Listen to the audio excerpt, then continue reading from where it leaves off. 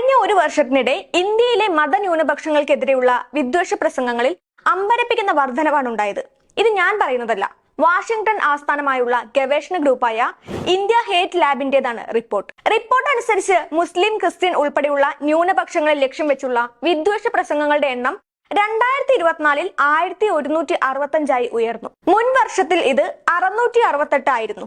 അതായത് 74% വർധനവുണ്ടായി. ഇതിൽ ഭൂരിഭാഗവും ഏകദേശം 98% മുസ്ലിങ്ങളെയോ ക്രിസ്ത്യാനികളെയോ ലക്ഷ്യം വെച്ചുള്ളവയാണ്. 2024 മാർച്ച് 16 ജൂൺ 1 ഇടയിലാണ് വിദ്വേഷ പ്രസംഗ സംഭവങ്ങളുടെ 1/3 ഭാഗവും സംഭവിച്ചിട്ടുള്ളതെന്നും റിപ്പോർട്ട് ചൂണ്ടിക്കാട്ടുന്നു. കഴിഞ്ഞ വർഷം ഇന്ത്യയിൽ നടന്ന ദേശീയ തെരഞ്ഞെടുപ്പിൽ ഹിന്ദു ഭൂരിപക്ഷത്തെ അണിനിരത്തുന്നതിനായി പ്രധാനമന്ത്രി നരേന്ദ്രമോദിയും അദ്ദേഹത്തിന്റെ BJPയും തന്റെ പ്രചാരണ വേളയിൽ മുസ്ലിങ്ങൾക്കെതിരെ വലിയ തോതിൽ വിദ്വേഷ പരാമർശങ്ങൾ നടത്തിയതായി വിമർശകരും മനുഷ്യാവകാശ ഗ്രൂപ്പുകളും പറയുന്നു. തന്റെ റാലികളിൽ മോദി മുസ്ലിങ്ങളെ നുഴഞ്ഞുകയറ്റക്കാർ എന്ന് വിശേഷിപ്പിച്ചു.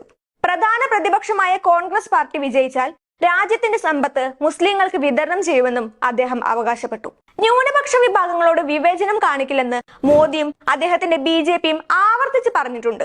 എങ്കിലും ഭരണഘടനാപരമായി മതേതരത്വത്തെ മുറുകെ പിടിക്കുന്ന ഒരു രാഷ്ട്രമായ ഇന്ത്യയെ ഒരു ഹിന്ദു രാഷ്ട്രമാക്കാൻ മോദിയുടെ ഹിന്ദു ദേശീയവാദി പാർട്ടി ശ്രമിച്ചുകൊണ്ടിരിക്കുന്നുവെന്ന് വിമർശകർ പറയുന്നു. കഴിഞ്ഞ വർഷത്തെ വിദ്വേഷ പ്രസംഗ പരിപാടികളിൽ ഏകദേശം 30% BJP സംഘടിപ്പിച്ചതായി കണ്ടെത്തി. ഇത് മുൻ വർഷത്തേക്കാൾ ഏകദേശം 6 മടങ്ങ് കൂടുതലാണ്. പാർട്ടി നേതാക്കൾ മാത്രം 452 വിദ്വേഷ പ്രസംഗങ്ങൾ നടത്തി.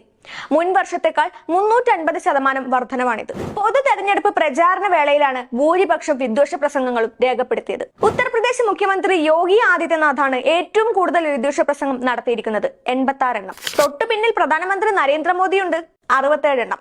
അമിത്ഷായാണ് മൂന്നാമത്, 58 എണ്ണം. മോദിയുടെ നേതൃത്വത്തിൽ ഹിന്ദു ദേശീയവാദികളെ പ്രധാന സർക്കാർ സ്ഥാപനങ്ങളിലെ ഉന്നത സ്ഥാനങ്ങളിൽ നിയമിച്ചു. ഇത് മുസ്ലിങ്ങളെ അന്യായമായി ലക്ഷ്യമിടുന്നുവെന്ന് റിപ്പോർട്ട് പറഞ്ഞു. ഒപ്പം ഇത് നിയമനിർമ്മാണത്തിൽ വലിയ മാറ്റങ്ങൾ വരുത്താൻ അവർക്ക് അധികാരവും നൽകുന്നു. ഇന്ത്യയിലെ മുൻ മുസ്ലിം ഭരണാധികാരികളുടെ ചരിത്രത്തെ കുറച്ചു കാണിക്കാൻ പാഠപുസ്തകങ്ങൾ മാറ്റിയെഴുതി. മുഗൾ കാലഘട്ടത്തിലെ പേരുകളുള്ള നഗരങ്ങളുടെയും തെരുവുകളുടെയും പേര് മാറ്റി. സർക്കാർ ഭൂമിയിൽ അനധികൃതമായി കയ്യേറിയെന്നും കലാപം നടത്തിയെന്നും ആരോപിച്ച് മുസ്ലിങ്ങളുടെ സ്വത്തുക്കൾ അധികാരികൾ പൊളിച്ചു മാറ്റി. 2019 മോദി ഇന്ത്യയിലെ ഏക മുസ്ലിം ഭൂരിപക്ഷ സംസ്ഥാനമായ ജമ്മു കശ്മീരിന്റെ പ്രത്യേക സ്വയംഭരണാധികാരം പിൻവലിക്കുകയും അതിനെ കേന്ദ്രത്തിന്റെ നിയന്ത്രണത്തിലാക്കുകയും ചെയ്തു. 2019 പൗരത്വ നിയമം കർണാടകയിൽ BJP അധികാരത്തിലുള്ളപ്പോൾ സ്കൂളുകളിൽ മുസ്ലിം പെൺകുട്ടികൾ ഹിജാബ് ധരിക്കുന്നത് നിരോധിച്ചത്. ഇതിനൊപ്പം BJPയും ഘടകകക്ഷികളും ഭരിക്കുന്ന സംസ്ഥാനങ്ങളിൽ മുസ്ലിം ഉടമസ്ഥതയിലുള്ള വീടടക്കമുള്ള കെട്ടിടങ്ങൾ അനധികൃതമായി പൊളിക്കൽ തുടങ്ങിയവയൊക്കെ വിദ്വേഷപരമായ ഇടപെടലായി വിവിധ മനുഷ്യാവകാശ സാമൂഹിക സംഘടനകൾ ചൂണ്ടിക്കാട്ടിയിരുന്നു.